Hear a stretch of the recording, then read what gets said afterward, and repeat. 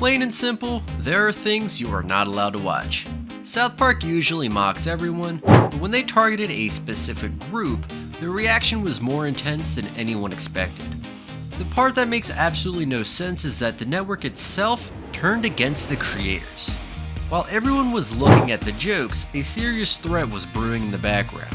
Most people look right past this part of TV history, but we're going to show you exactly why these two episodes are now the ultimate pieces of lost media.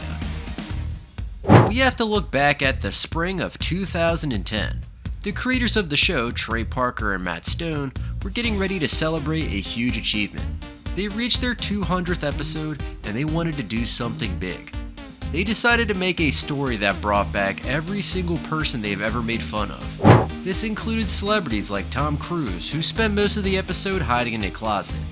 This was a callback to an older episode about a specific group that Tom Cruise belongs to. But the real problem was not the celebrities. The real problem was a character that the show had not shown in a very long time. This character was the Prophet Muhammad. Back in 2001, the show had actually shown him without any trouble in an episode called Super Best Friends. But 9 years later, the world had changed and the network was very nervous. In the episode called 200, the creators tried to be smart about it. They put the character inside a mascot costume of a bear so no one could actually see his face. This was their way of following the rules while still telling the joke. The story was about how the town of South Park realized that if they had Muhammad, they could not be mocked or made fun of anymore. Tom Cruise and other famous people wanted this power for themselves. They were tired of being the butt of the joke and wanted to be safe from the show. The episode was a massive hit and ended with a huge cliffhanger that left everyone waiting for the next week. It felt like a giant celebration of everything the show had done for 14 seasons. People were excited to see how the story would end and if the bear suit would ever come off. But while fans were laughing, a real group in the real world was getting very angry. They did not think the bear suit was funny at all. They saw it as a huge insult to their beliefs. The group was called Revolution Muslim, and they operated out of New York. They posted a message online that sent a chill through the entire television industry. They did not just say they were mad. They said that what happened to a filmmaker in the Netherlands could happen to the creators of South Park. That filmmaker had lost his life because of a movie he made. This was not a normal complaint. This was a serious warning that suggested people could get hurt. Comedy Central and their parent company Viacom had to make a choice very quickly. They had to decide if a cartoon was worth the risk of a real attack. The tension was so high that it felt like the show might be cancelled on the spot. But the creators had already finished the next part of the story. They had made episode 201 and they expected it to air just like always. They wanted to stand by their work and show that they were not afraid of threats.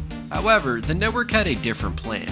They started to look at every single frame of the new episode with a magnifying glass. They wanted to make sure there was nothing that could cause more trouble. This led to a level of censorship that had never been seen on American television before. It was not just a few beeps here and there, it was a total takeover of the creative process. But a single web post was about to change the lives of the creators forever. But here's where it gets tricky. When episode 201 finally aired, it did not look like any other episode of South Park. Most people look right past this part, but the network actually went in and changed the show after the creators had handed it in. Every time the name Muhammad was spoken, a loud beep played over it. Even more shocking was that the character in the bear suit was covered by a giant black box that said censored in big white letters. The funniest and saddest part was the end of the episode. Usually, one of the main kids, Kyle, gives a speech about what everyone learned that day. In this episode, Kyle gave a long speech about fear and standing up to bullies. But Comedy Central bleeped out the entire speech. It was just 2 minutes of a continuous high-pitched noise. Fans at home thought it was a joke at first. They thought the creators were making fun of the network. But it wasn't a joke. The network was truly terrified. They didn't even let the creators put the episode on their own website. Usually every South Park episode is free to watch online, but these two were blocked immediately. The network even took down the old episode from 2001 because it showed the character without a mask. It was like they were trying to erase a part of history. Trey Parker and Matt Stone were very upset and told everyone that the censorship was not their choice. They felt the bullies had won. This moment changed the show forever and made these episodes a legend in the world of lost media. The real shock came when the network decided to silence its own stars. Let's switch gears for a second and look at how this affected the rest of the world. In places like Kuwait, South Park has been banned for a long time. In fact, it was banned way back in the late 90s. Because people there liked the style of the show but could not watch the content, a local version was created. It was called Block 13. This show looked exactly like South Park, with kids who had big heads and lived in a desert town, but the jokes were very safe. There was no mocking of religion or celebrities. While everyone was looking over here at the drama in America, the ban in Kuwait became even stronger because of episodes 200 and 201. The authorities there felt like their original ban was the right move all along. They did not want any media that could cause such a big fight. This shows that the impact of these two episodes went far beyond just one channel in the United States. It was a global event that made countries rethink what they allowed on their screens. This was just the start of how the show would be erased from the world. That brings us to the next big mystery, a digital void that feels less like a simple licensing issue and more like a high-level erasure of cultural history. Where can you find these episodes today? If you go to any official streaming site like Max or Paramount Plus, you will find a jarring, unexplained gap. They are skipped over in the Season 14 list as if the numbers 200 and 201 simply cease to exist in the mathematical universe. It is a haunting experience to scroll through a library of edgy content, only to realize that even the giants have a breaking point when they decide to simply uninvent a piece of media. This isn't just a missing file, it's a ghost in a machine. Some people have managed to hunt down old DVD sets from years ago that still contain the episodes, but even there, the censorship is absolute. Finding a version where you can actually hear Kyle's speech or see the forbidden character is the digital equivalent of finding the fountain of youth. The theories behind this total lockdown go far beyond simple fear of controversy. Some internet sleuths whisper that the network didn't just bleep the audio, but actually destroyed the mastered, uncensored tracks to ensure they could never even be leaked or subpoenaed.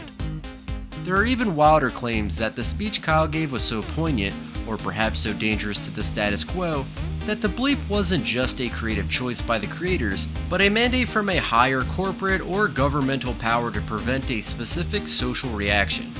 Others suggest that the network employs a specialized AI scrubber that scans the deep web 24/7, not just for the video, but for the specific waveform of the original audio, nuking any file that dares to surface for more than a few minutes.